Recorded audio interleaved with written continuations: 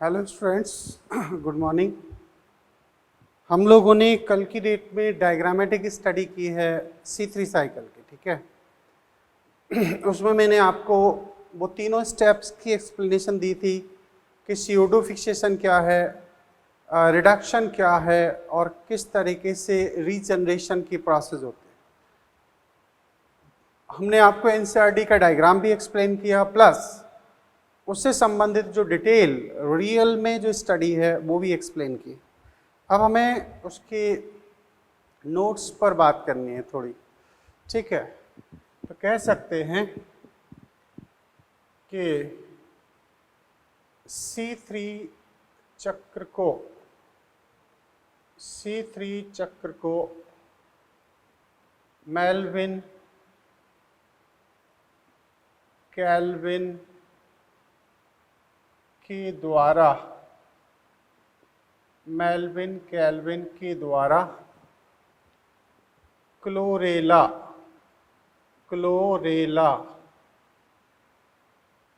हरी सैवाल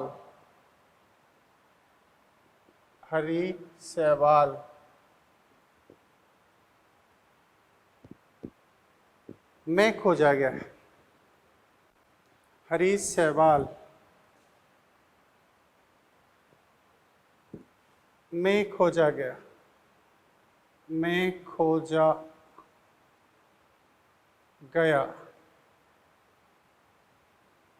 इसलिए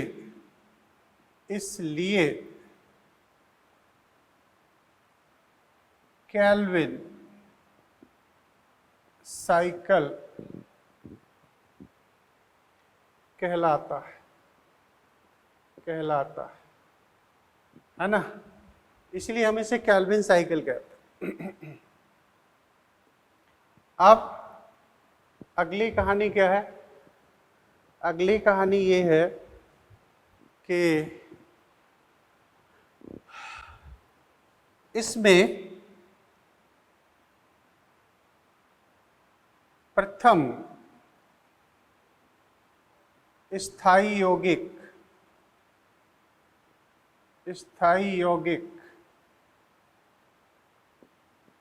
3 कार्बन का 3PGA phosphoglyceric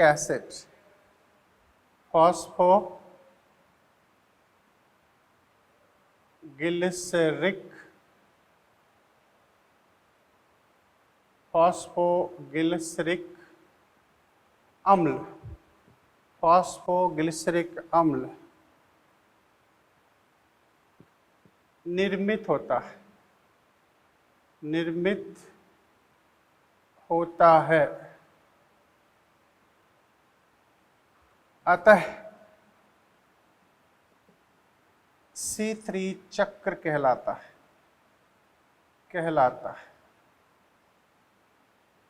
ठीक है, इसलिए हम इसे C3 चक्र कहते हैं। अच्छा जी, इसमें प्रथम CO2 ग्राही यौगिक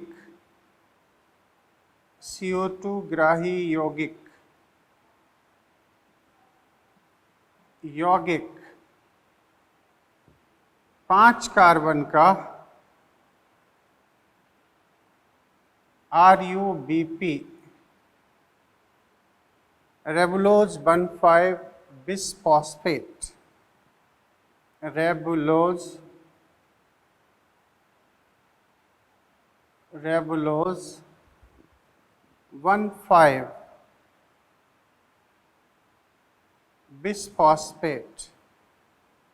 बिसफॉस्फेट होता है। ठीक है, जिसे जो रूबिस्को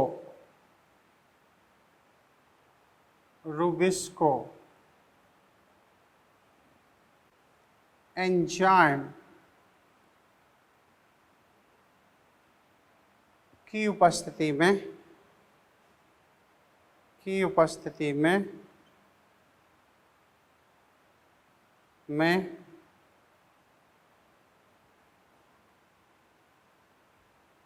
CO2 स्थिरीकरण करता है। CO2 स्थिरीकरण करता है। अब थोड़ी सी बात हो जाए, देखो इन लाइनों को समझ लेते हैं। इन लाइनों में ये बात कही गई कि इसको मेल्विन कैल्विन ने, याद करो, वर्ल्ड वार सेकेंड के बाद जब इन्हें आइसोटॉप रेडियो एक्टिव की परमिशन मिली, उसके बाद इन्होंने C14O2 का उपयोग किया और C14 O2 का उपयोग करने के बाद इन्होंने केल्विन चक्र के विभिन्न रसायनों का अध्ययन किया और उसमें ये बात सामने आई कि इसमें जो प्रथम स्थायी यौगिक है वो वास्तव में 3 कार्बन का है, जिसका नाम है 3PGA, 3 फॉस्फोग्लिसरिक एसिड। और उसमें जो CO2 का फर्स्ट रिसेप्टर जो स्ट्रक्चर है या केमिकल है वो एक्चुअली है रेबुलोज 1,5 बिसफॉस्फेट, यानी कि वो 5 कार्बन का कंपाउंड। ये बात हो गई। अच्छा, ये जो CO2 का फिक्सेशन होता है इसे रुबिस्को के द्वारा कंप्लीट किया जाता है। ठीक है, अब हम समझते हैं कि यह चक्र सभी पौधों में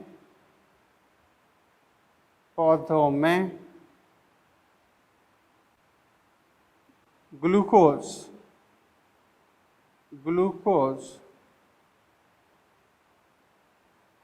का निर्माण कराता है। चाहे कोई सा भी प्लांट हो, ग्लूकोज का फॉर्मेशन इसी केल्विन चक्र के द्वारा ही होगा। अच्छा जी, इसके बाद में यह ज़्यादातर पौधों में पाया जाता है। अच्छा, जिन पौधों में ये चक्र होता है उन्हें हम C3 पौधे कहते हैं। जिन पौधों में सिर्फ इसी की उपस्थिति होती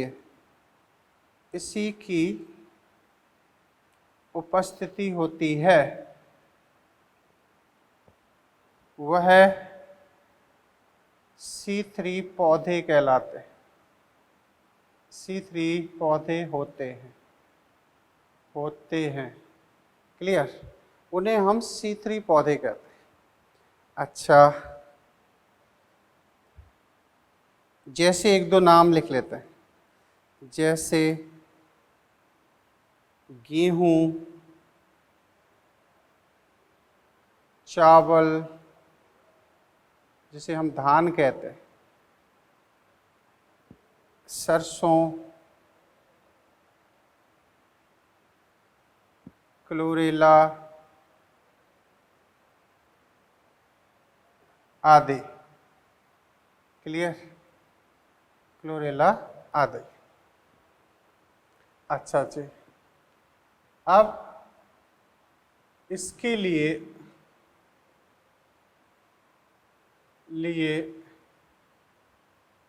उपयुक्त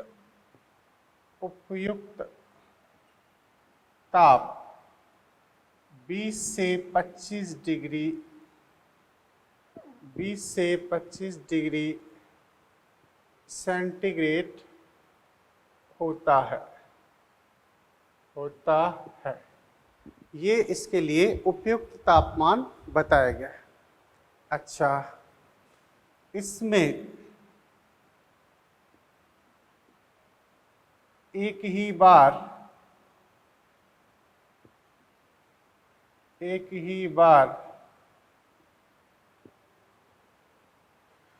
CO2 का स्थिरीकरण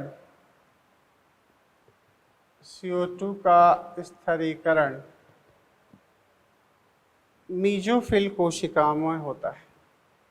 मीजोफिल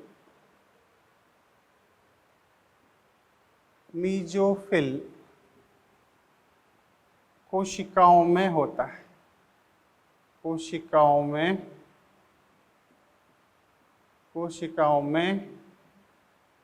होता है। ये कहाँ हो रहा है? Mesophyll cell. अच्छा, इनकी जो उत्पादकता है, इनकी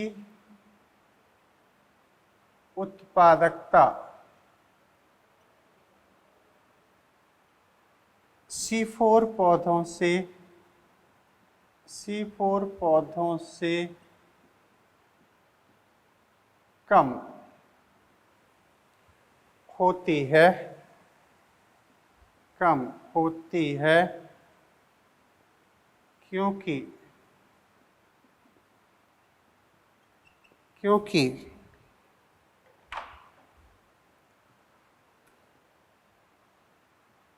उच्च ताप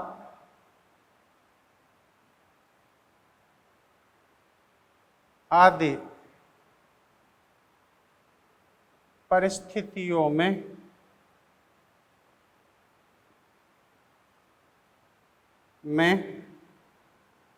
यह प्रकाश श्वसन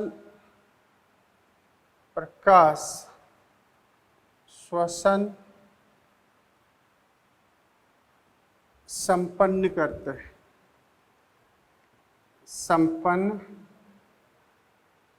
हैं। ये प्रकाश श्वसन संपन्न करते हैं, और प्रकाश श्वसन होने पर इसमें जो प्रोडक्ट बनता है वो डिग्रेड हो जाता है।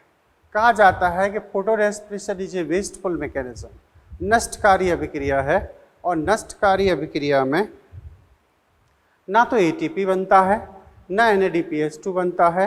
अल्टीमेटली बात ये होती है कि यहाँ सिर्फ भोजन डिग्रेड होता है, और इसीलिए चूँकि C4 पौधों में फोटोरेस्पिरेशन नहीं होता है, इसीलिए उसकी उत्पादकता ज़्यादा मानी जाती है। ये हम C4 प्लांट में बहुत अच्छे से समझने जा रहे हैं, क्योंकि C4 प्लांट ने जो अडप्टेशन किया है, जो अनुकूलन किया है, वो अनुकूलन सिर्फ इस बात के लिए है कि वो किसी भी कंडीशन में फोटोरेस्पिरेशन नहीं करना चाहते, जिससे कि उनकी उत्पादकता हाई होती है, ज़्यादा होती है। ये बात हो गई। तो उत्पादकता इनकी ज़्यादा होती है, ठीक है, वो कम होती है C4 प्लांट से। अच्छा, इनमें वाष्पोत्सर्जन की याद करूँ तो वाष्पोत्सर्जन में भी हमने समझा था, इनमें C4 पौधों की अपेक्षा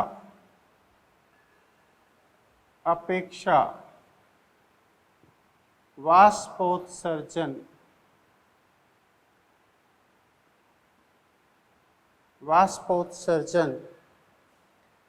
अधिक पाया जाता है,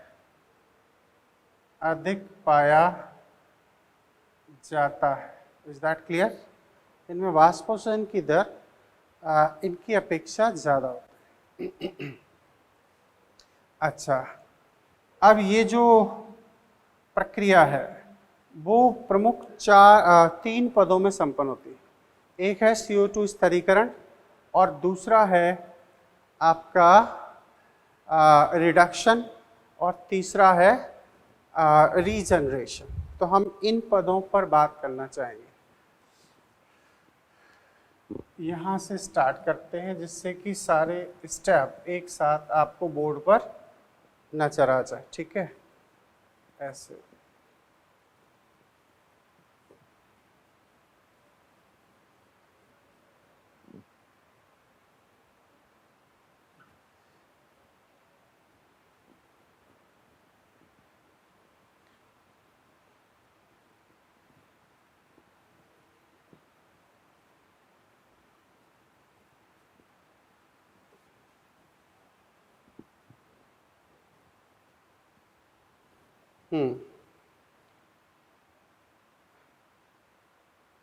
C3 चक्र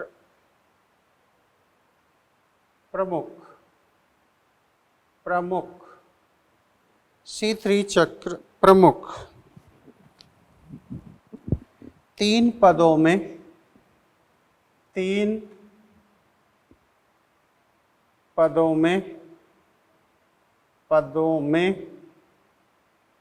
संपन्न होता है। ठीक है, पहला स्टेप क्या होगा? पहला है CO2 स्थिरीकरण,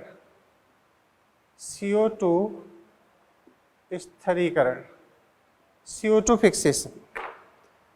याद करो कल के स्टेप में जब वायुमंडलीय CO2 को RuBP रिसीव करता है तब वहाँ पर 3PGA का फॉर्मेशन होता है और इस काम को रुबिस्को एंजाइम के द्वारा संपन्न कराया जाता है। ठीक है, तो कह सकते हैं कि वायुमंडलीय CO2 जब रुबिस्को की सहायता से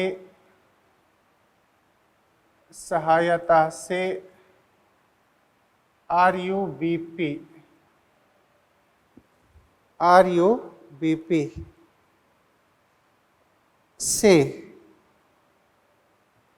से क्रिया कर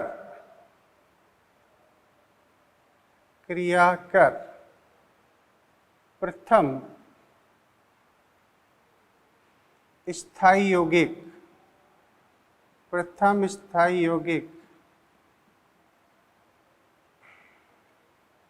3PGA का निर्माण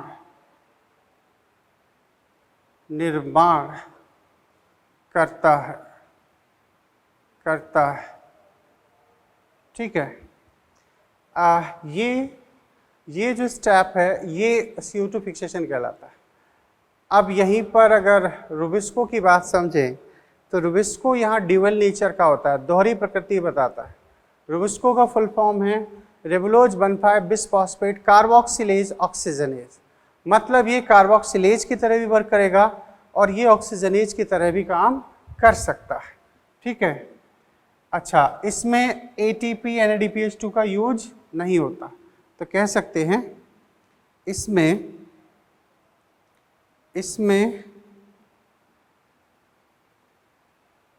ATP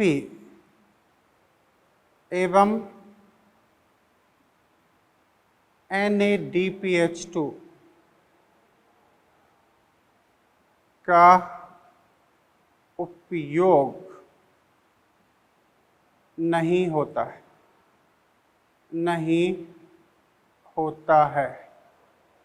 ठीक है, होता है। अब हम कहें थोड़ा रुबिस्को के बारे में बात हो जाए। Rubisco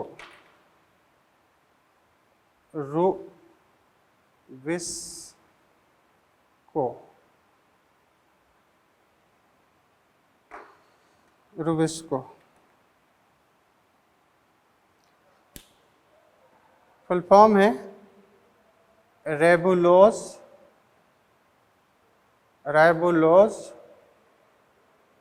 1,5 bisphosphate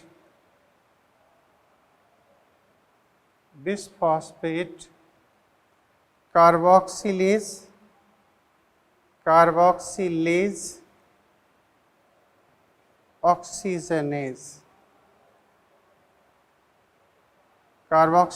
oxygenase. ठीक है, यानी कि ये CO2 से भी अफिनिटी शो करेगा और ये O2 से भी अफिनिटी करता है। ये पहले भी हमने क्लोरोप्लास्ट में बता दिया है कि प्रकृति में सबसे ज़्यादा मात्रा में पाई जाने वाली जो प्रोटीन है वो रुबिस्को ही है और रुबिस्को एक एंजाइम की तरह वर्क करता है। तो कह सकते हैं यह दोहरी ड्यूअल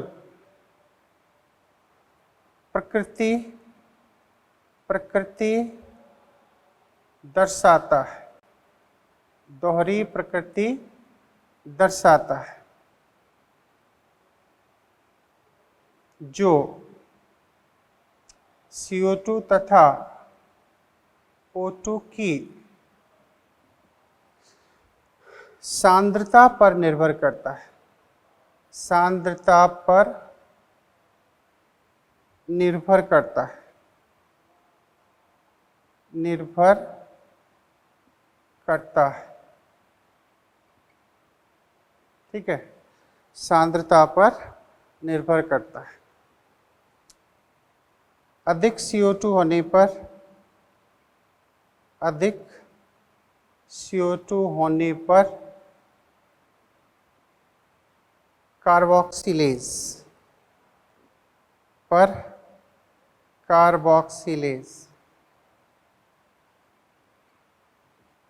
तथा अधिक O2 होने पर अधिक O2 होने पर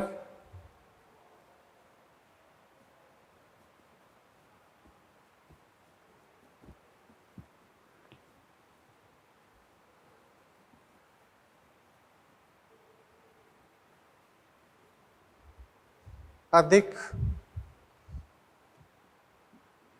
तथा अधिक O2 होने पर, अधिक O2 होने पर इसे ऑक्सीजनेज की तरह माना जाता है।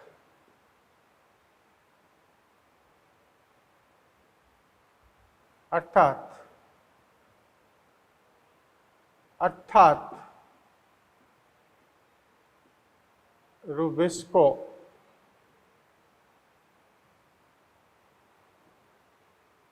O2 का ग्रहण करता है,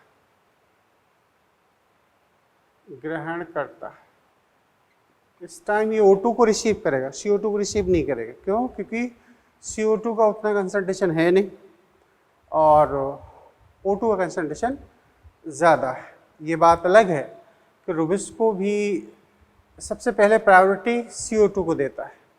आप देखिए कि ऑक्सीजन का परसेंटेज तो नेचर में 20 के आसपास है, लेकिन CO2 का कंसंट्रेशन कितना है? 0.03%। तो कम कंसंट्रेशन में भी ये CO2 को रिसीव करने की कोशिश करता है। ये बात अलग है कि रुबिस्को अफिनिटी मैक्सिमम जो शो करता है वो CO2 के साथ, लेकिन इनके CO2 का कंसंट्रेशन एटमॉस्फेयर में कम हो जाता है, ऑक्सीजन का कंसंट्रेशन बढ़ जाता है। ऐसी परिस्थिति में रुबिस्को फिर ऑक्सीजनेज की तरह काम करेगा।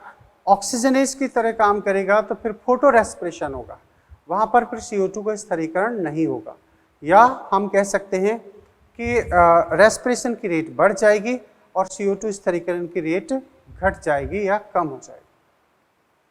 तो ये पहला स्टेप हो गया CO2 स्थिरीकरण।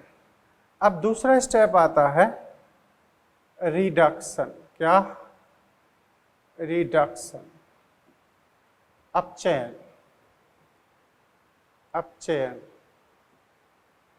ठीक है, तो इस स्टेप में क्या होता है?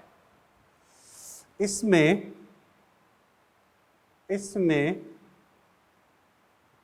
3PGA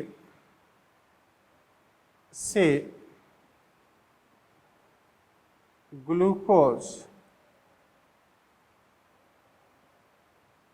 का निर्माण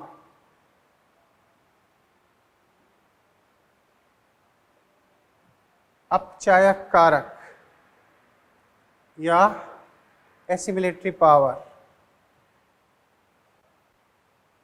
रिड्यूसिंग पावर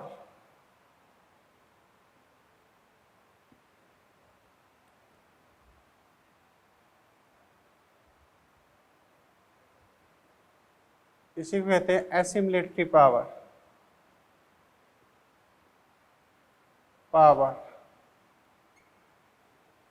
एटीपी तथा NADPH2 की उपस्थिति में होता है। एक CO2 स्थिरीकरण के समय, एक CO2 स्थिरीकरण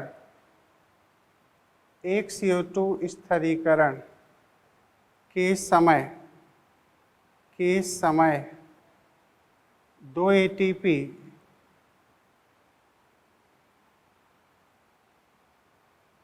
के समय इस पद में या स्टेप में 2 ATP तथा 2 NADPH2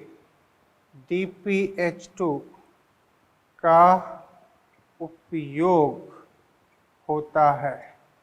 मतलब कुल 2 ATP और 2 NADPH2 इस स्टेप पर यूज किए जाएंगे। ठीक है। और ओवरऑल पूछा जाए कि ग्लूकोज बनाने में इस स्टेप पर कितने ATP और कितने NADPH2 यूज होंगे, तो 12 ATP और 12 NADPH2 का यहाँ पर उपयोग किया जाएगा। तो ये एक्चुअली कहलाता है रिडक्शन, अपचयन। अब होता है रीजेनरेशन। तीसरा स्टेप क्या होगा? रीजेनरेशन।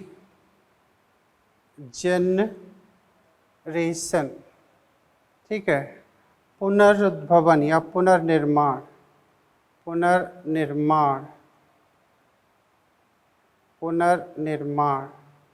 ठीक है। तो इसमें क्या हो रहा है? इसमें ग्लूकोज से पुनः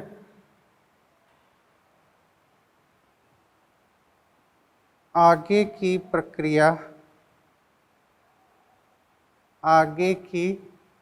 प्रक्रिया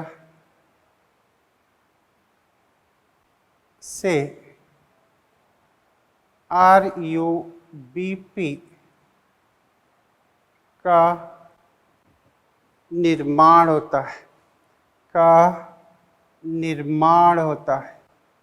निर्माण होता है। ठीक है।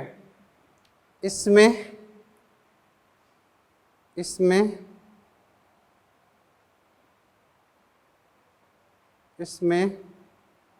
एक CO2 चक्र के समय एक ATP उपयोग होता है। एक ATP का उपयोग होता है, यानी कि रीजनरेशन में आपको 1 ATP का यूज करना पड़ेगा। ओवरऑल अगर ग्लूकोज के रेस्पेक्ट में स्टडी किया जाए तो फिर हमें यहाँ पर 6 ATP की आवश्यकता होगी। अब इस प्रकार से क्या हो गया? तो ये तीनों स्टेप हो गए। ठीक है। मेरे ख्याल से आपको ये बातें बड़े आराम से समझ में आ रही होंगी, क्योंकि हम ऑलरेडी कल की डेट में एक डायग्राम बना के स्टडी कर चुके हैं, उसमें ये सारी बातों की एक्सप्लेनेशन हो चुकी है। क्लियर? तो अब हम क्या कह सकते हैं? अब हम ओवरऑल ये कह सकते हैं कि इसके एक ग्लूकोज फॉर्मेशन के दौरान, यानी कि C3 के एक ग्लूकोज फॉर्मेशन के टाइम पर इसमें 18 ATP तथा 12 NADPH2 का उपयोग किया जाता है। किसका? 18 ATP and 12 NADPH2 are used. तो लिख सकते हैं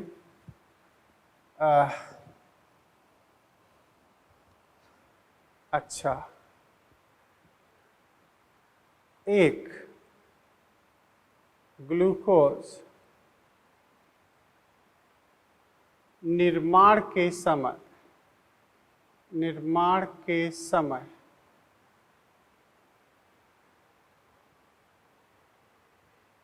6 बार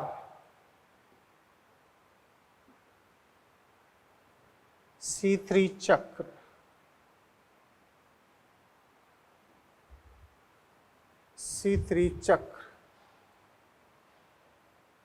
संपन्न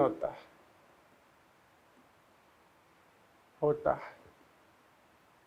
अतः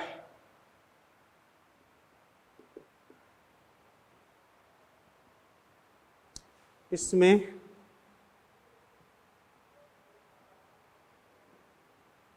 ग्लूकोज निर्माण के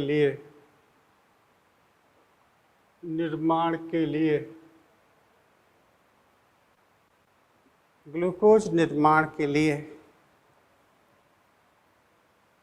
कुल 18 ATP तथा 12 NADPH2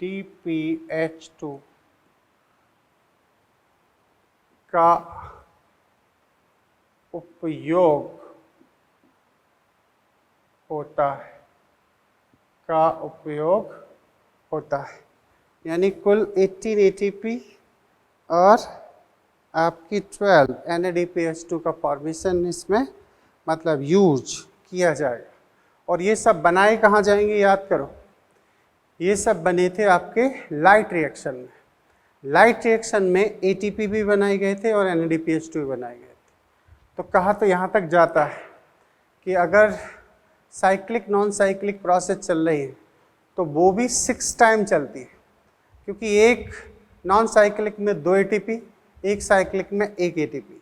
तो ये जब 6 टाइम चलती हैं तो वहाँ पर भी 18 ATP का फॉर्मेशन होता है। और यहाँ पर एक बात और कही गई है कि इसी एक प्रोसेस के दौरान NADPH2 का भी फॉर्मेशन होता है। तो ये प्रोसेस इस तरीके से कंप्लीट हो जाती है। ठीक है, ये अब हम यहाँ से आगे की ओर चलते हैं। उस प्रोसेस का नाम होगा C4 साइकिल। कौन सी साइकिल? C4 cycle. तो हम C4 साइकिल पर स्टडी करना चाहेंगे, चर्चा करना चाहेंगे। ये C4 साइकिल एक्चुअली क्या है, क्लियर? ऐसे तो अगली जो स्टडी है वो है C4 cycle.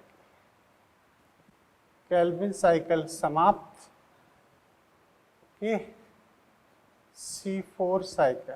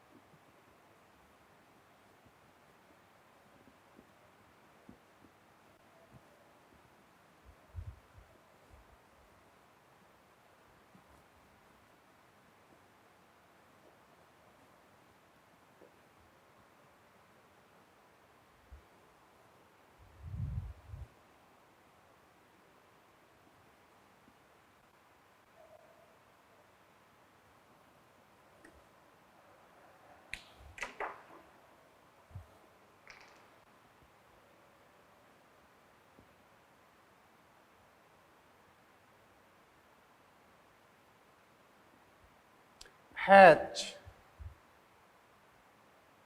and Slack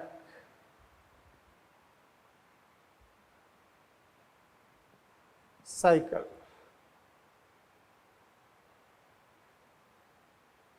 hatch and slack cycle भी कहते हैं, क्योंकि एक साइंटिस्ट हुए हैं हैच एंड स्लैक।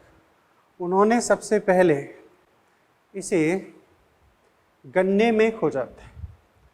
और हालांकि एक कोर्ट शॉक साइंटिस्ट का भी जिक्र आता है जिन्होंने सबसे पहले C4 साइकिल को डिस्कवर किया था।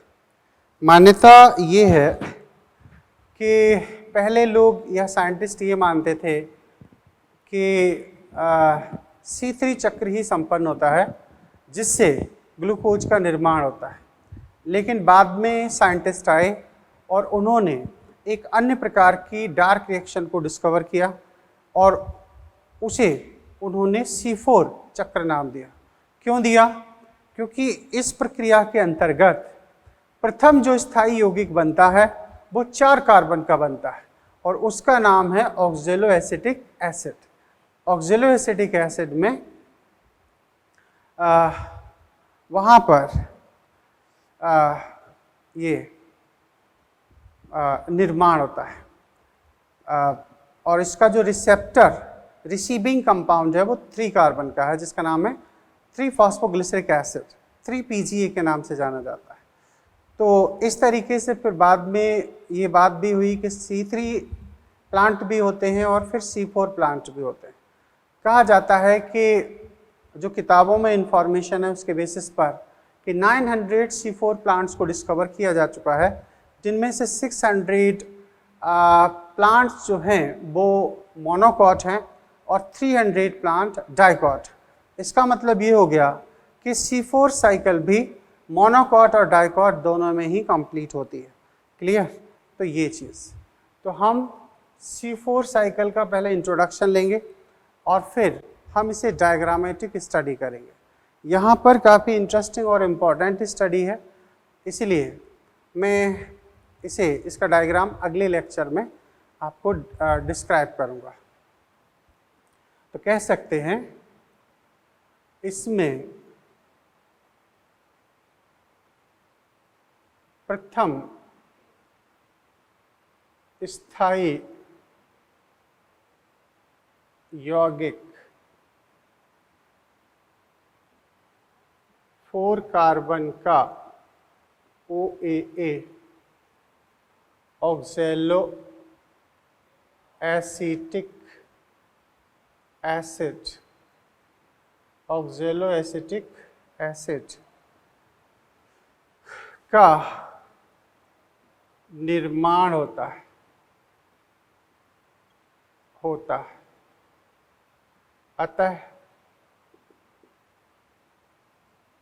अतः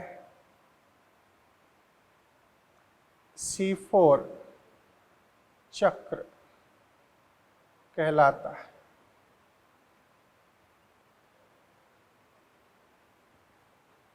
इसे हैच तथा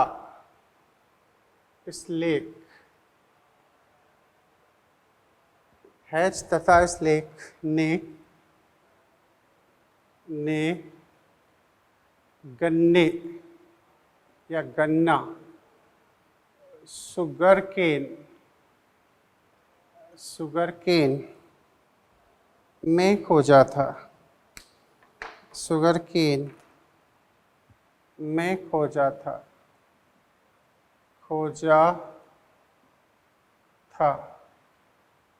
इसीलिए हम इसे क्या कहते हैं?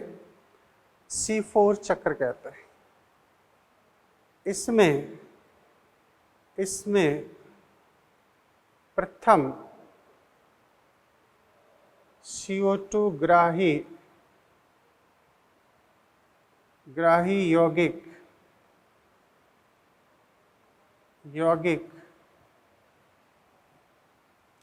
3 कार्बन युक्त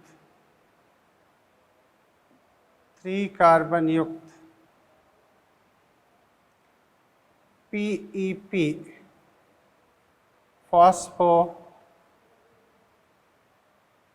इनॉल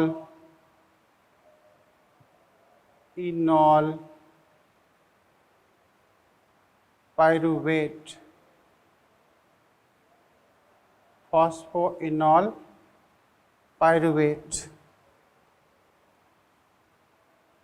होता है जो पैपकेज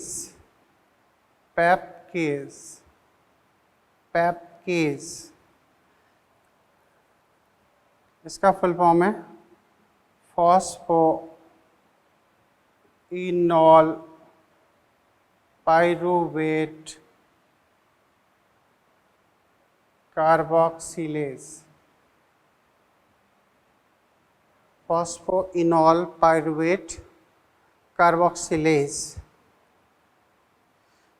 की उपस्थिति में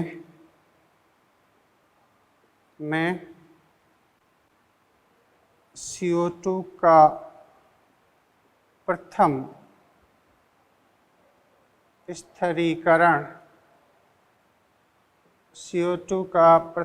स्थिरीकरण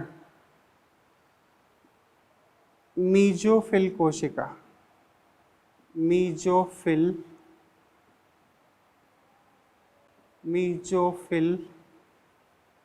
कोशिका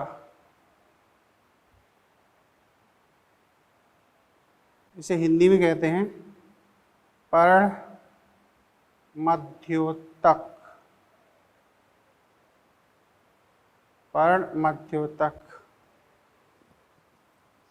में करता है। ठीक है, ये हम आपको डायग्रामेटिक फॉर्म में समझाएंगे। तो इसमें 2 बार CO2 का फिक्सेशन होता है। एक बार CO2 का फिक्सेशन पेप्केज करता है और दूसरी बार फिर रुबिस्को करता है। रुबिस्को बंडल शीट में CO2 का फिक्सेशन करता है, जबकि पेप्केज मीजोफिल कोशिका में CO2 का स्थिरीकरण करता है। तो हम लिख सकते हैं इसमें 2 बार CO2 स्थिरीकरण होता है।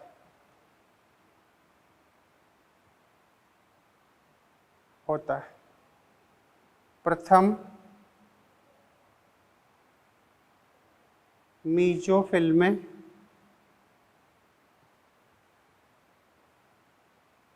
पेप्केज द्वारा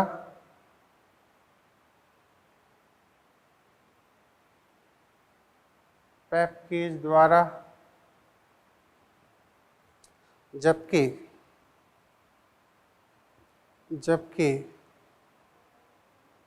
दूसरा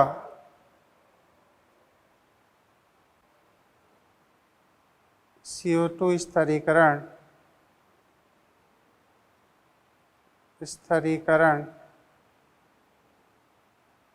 बंडल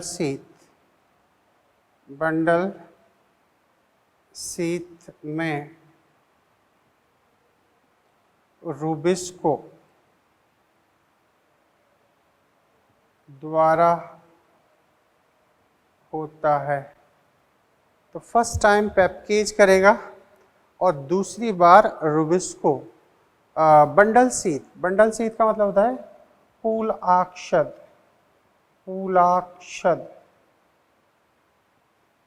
पूलाक्षद शीट में, है ना। अच्छा,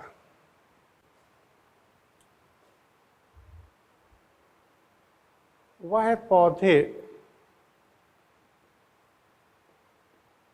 जिनमें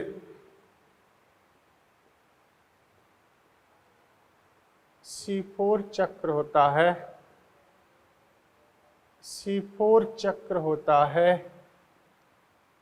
C4 पादप कहलाते हैं। C4 पादप कहलाते हैं।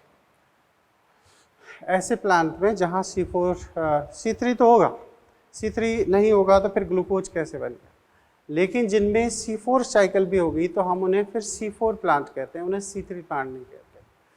तो C4 पादप कहलाते हैं। जैसे इनको याद रखना, जैसे गन्ना, मक्का,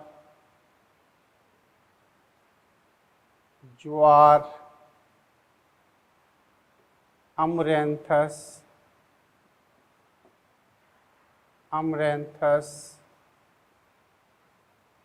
कैजुराइना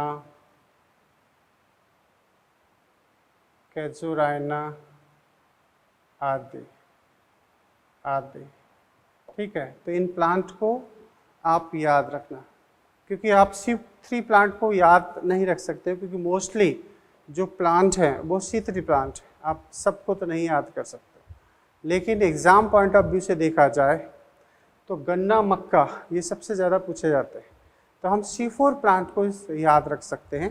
तो C3 ऑटोमेटिकली इनके अलावा जो प्लांट है वो C4 प्लांट हो जाते हैं। क्लियर? ऐसे आगे कहा जाता है इनके लिए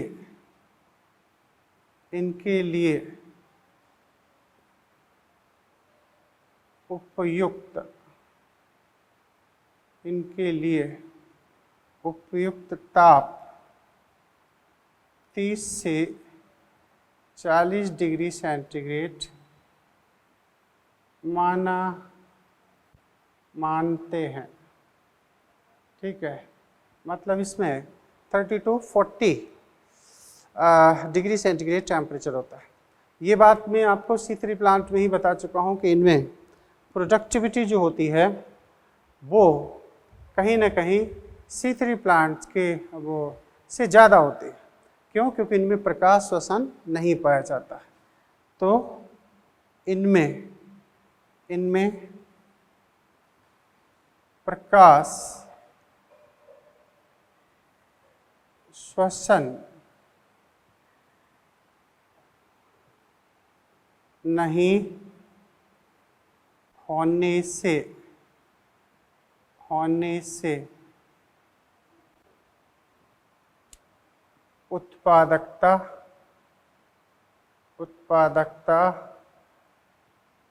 अधिक होती है। उत्पादकता अधिक होती है। इनकी जो प्रोडक्टिविटी है वो C3 पौधों से ज़्यादा होती है। ओके, ये बात, उत्पादकता अधिक होती है। इनमें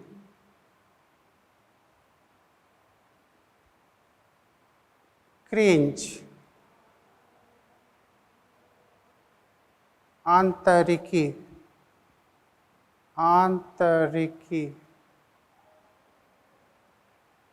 क्रेंज एनाटॉमी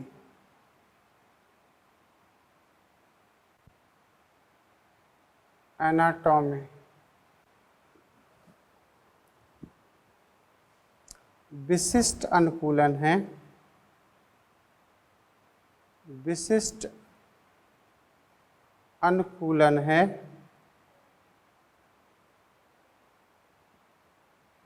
जो इन्हें प्रकाश श्वसन से बचाता है। प्रकाश श्वसन से बचाता है।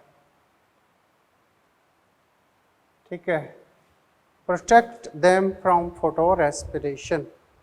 क्लियर? प्रकाश श्वसन की प्रक्रिया से इनको बचाया जाता है। अब ये बात आती है कि आखिर ये क्रेंज एनाटॉमी क्या है, तो इसी के लिए हमें डायग्रामेटिक स्टडी करनी पड़ेगी, है ना, ये चीज़ है ना। ओके,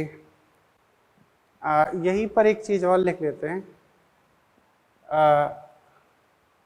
लगभग 900 पौधों में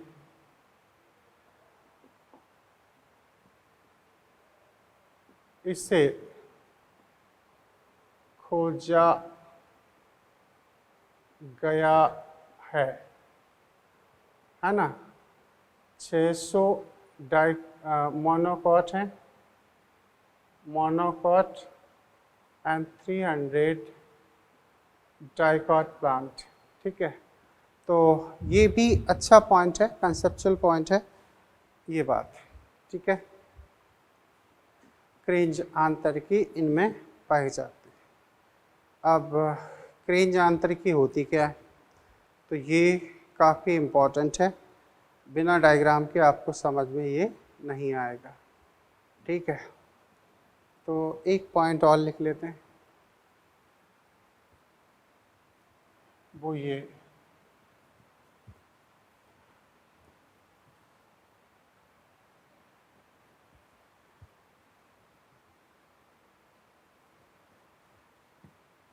अच्छा पॉइंट है। इन्हें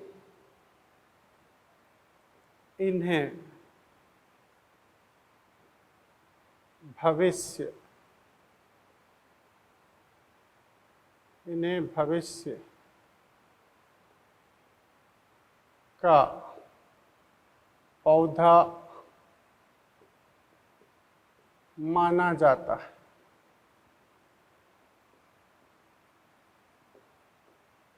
क्योंकि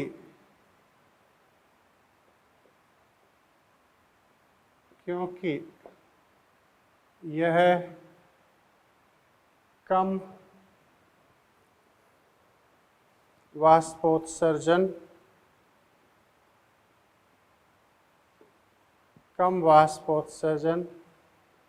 तथा अधिक उत्पादकता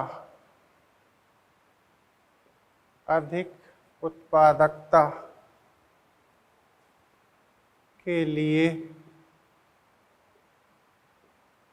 रणनीति स्ट्रेटजी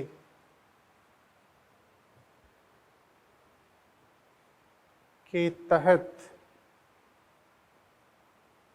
विकसित हुए हैं। देखो, भविष्य में क्या होगा, तापमान ज़्यादा होगा। इनके लिए जो उपयुक्त तापमान है वो 30 से 40 डिग्री है।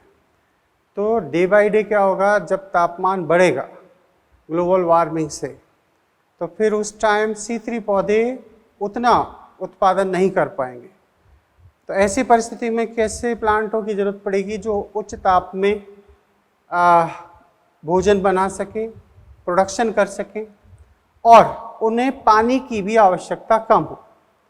याद करो, जब हम लोगों ने एक हेडिंग पढ़ी थी वाटर रिलेशन में, प्रकाश संश्लेषण तथा वाष्पोत्सर्जन एक समझौता, आप उस पॉइंट में जाके वापस देख लें तो वहाँ लिखा है कि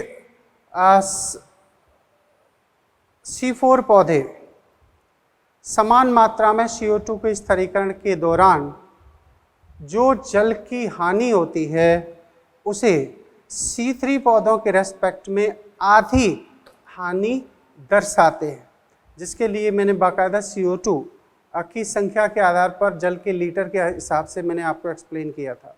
तो वो पॉइंट भी यहाँ पर इसी जगह काम आता है। तो अधिक